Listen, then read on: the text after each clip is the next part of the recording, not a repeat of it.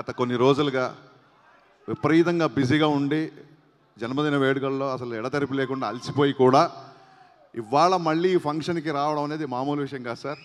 ఈ ఫంక్షన్కి వచ్చి మీరు బ్లెస్ చేసినందుకు మెగాస్టార్ గారికి నా పాదాభివందనాలు మొదటిసారి. Thank you so much sir, thank you so much. ఇకపోతే నిజంగా చెప్తాను, ఈ ఫంక్షన్లో ఇవాళ ఇంత ఎనర్జీ ఉంటుందని అనుకోలేదు. ఈ ఎనర్జీకి reason one and only mega fans, all mega ఫ్యాన్స్కి thank you so much, thanks a lot. అలాగే బండ్ల గణేష్ ఫ్యాన్స్ గారికి కూడా థ్యాంక్ యూ. ఖుషి సినిమాలో కళ్యాణ్ గారు అడుగుతారు, నీకు ఎవరంటే ఇష్టం అన్నప్పుడు భూమిక చిరంజీవి అనగానే ఆ నెక్స్ట్ డైలాగ్ వినపడలేదు ఒక 2 నిమిషాల వరకు.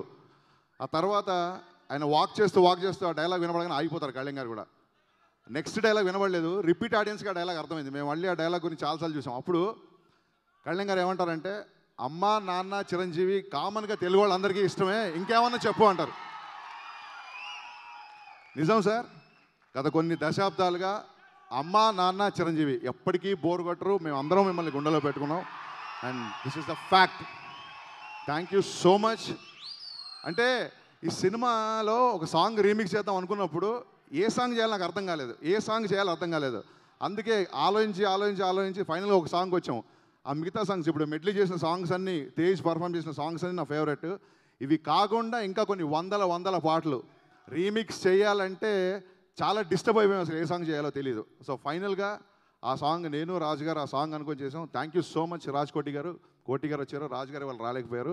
అండ్ లిరిసిస్ట్ భువన్ చంద్ర గారికి మాకు ఈ సాంగ్ మా సినిమాలో పెట్టడానికి అవకాశం ఇచ్చిన మీకు మనస్ఫూర్తిగా నా ధన్యవాదాలు తెలుపుకుంటున్నాను. Thank you so much sir.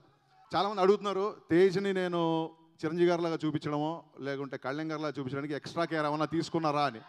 But సీరియస్గా చెప్తాను, నేను ఎప్పుడైనా హీరోని బాగా చూపించాలనుకుంటాను, కానీ ప్రత్యేకంగా చిరంజీవి గారిలా చూపించడానికి కానీ కళ్యాణ్ గారిలా చూపించడానికి ఏ కేరు తీసుకోలేదు. ఎందుకంటే అతను అలాగే ఉన్నాడు, నేను కొత్తగా చూపించాల్సిన అవసరం లేదు. Is like that. Subrahmanyam for sale కథ చాలా రోజుల క్రితం ఈ క్యారెక్టరేష్ అనుకున్నాను. అంటే స్క్రిప్ట్ రీసెంట్గా ఫినిష్ చేసినప్పటికీ క్యారెక్టరేష్ అనుకొని చాలా రోజులు అయింది. ఒక యంగ్ హీరో కావాలి దీనికి. సో నేను పెద్ద ఇమేజ్ ఉన్న స్టాల్తో చేయడం మూలంగా ఈ స్క్రిప్ట్ ఎప్పుడు అటెంప్ట్ చేయడానికి ట్రై చేయలేదు. కళ్యాణ్ గారి ఇంట్లో తేజ్ని చూడగానే సుబ్రహ్మణ్యం దొరికాడు అనిపించింది నాకు. నిజంగా Tej, thank you so much. నాకు రే ట్రైలర్ చూస్తున్నప్పుడు కానీ పిల్ల నిజం చూసినప్పుడు కానీ నాకు ఇప్పుడు మీరు చూసినవన్నీ నా విజువల్స్ లాగా వచ్చేవి నేను చూస్తున్నప్పుడు. సో ఒక్కొక్క స్క్రిప్ట్ ఒక్కొక్కళ్ళకి ఒక్కొక్క హీరోని వెతుక్కుంటుంది అంటారు, బహుశా ఇదేనేమో.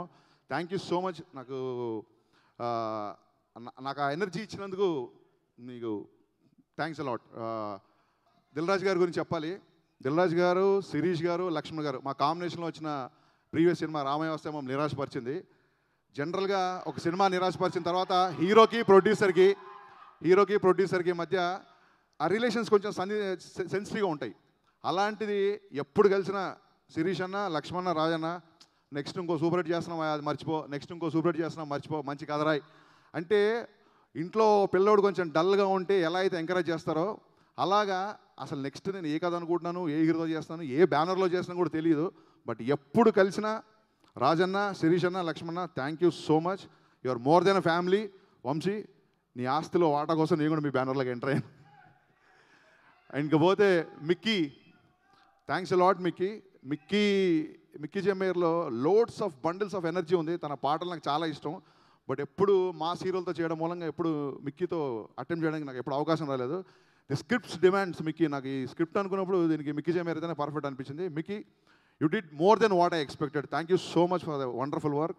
అలాగే నా టెక్నీషియన్ గౌతమ్ రాజ్ గారు నా సీన్లోనే నాకు కొత్తగా చూపిస్తూ చాలా విషయాలు నేర్పుతూ ఈ సినిమాకి కాదు నా అన్ని సినిమాలకి ఒక బ్యాక్ బోన్లో ఉన్న గౌతమ్ రాజ్ గారికి, అలాగే నా స్క్రీన్ ప్లే రైటర్స్ వేగిన్ సతీష్ గారికి, రమేష్ రెడ్డి గారికి, తోట ప్రసాద్ గారికి, అండ్ నా డైరెక్షన్ డిపార్ట్మెంట్ ఎల్పి రామారావుకి, ముఖ్యంగా విజయ్, బాబీ. నేనన్నా ఎప్పుడన్నా సినిమా జరిగిన సేపు ఒక 2 గంటలు ఎక్కువ పడుకుంటానేమో తప్ప విజయ్, బాబీ అనేవాళ్ళు సినిమా బిగినింగ్ కాడి నుంచి ఈ రోజుకి ఇప్పుడు ఆడియో ఫంక్షన్లో కూడా వాళ్ళు అంత కష్టపడుతున్నారు. నిజంగా బాబీ, విజయ్ మీ ఇద్దరు ఒకసారి స్టేజ్ మీదకి రావాలి. వీళ్ళిద్దరూ మిరపకాయ సినిమా నుంచి నాతో ట్రావెల్ అవుతున్నారు. నా గురించి నాకు తెలిసిన దానికంటే వీళ్ళిద్దరికి ఎక్కువ తెలుసు. వీళ్ళిద్దరు కుడి భుజం ఎడభుజం అనుకోవచ్చు. Thank you so much. వీళ్ళని ఎప్పుడు పరిచయం చేసే అవకాశం రాలేదు. Thanks a lot for working. అలాగే డైరెక్టర్గా నా స్థాయిని పెంచిన పవర్ స్టార్ పవన్ కళ్యాణ్ గారికి మనస్ఫూర్తిగా తలుచుకుంటూ మీ అందరికీ థ్యాంక్స్ చెప్పుకుంటూ ద బెస్ట్ హ్యాపీయెస్ట్ పార్ట్ ఏంటంటే బాస్ మళ్ళీ సినిమాలు చేయడం. నాకు తెలిసి ఇక్కడ ఉన్న డైరెక్టర్లు అందరూ ఇప్పుడు ఇవాళ అదే పని మీద వచ్చారు, పనిలో పని సినిమా ఆడదామని. సార్, డైరెక్టర్లు అందరికీ వరుసగా టోకెన్లు ఇస్తే ఎవరు టోకెన్ వచ్చిన నెంబర్ వచ్చినప్పుడు వాళ్ళు వచ్చి మేము ఖర్చు చెప్తాం. పేరు చెప్పలేదంటే ఈ ఫంక్షన్ విల్ నాట్ ఎండ్ అన్నమాట. పవర్ స్టార్ పవన్ కళ్యాణ్ గారు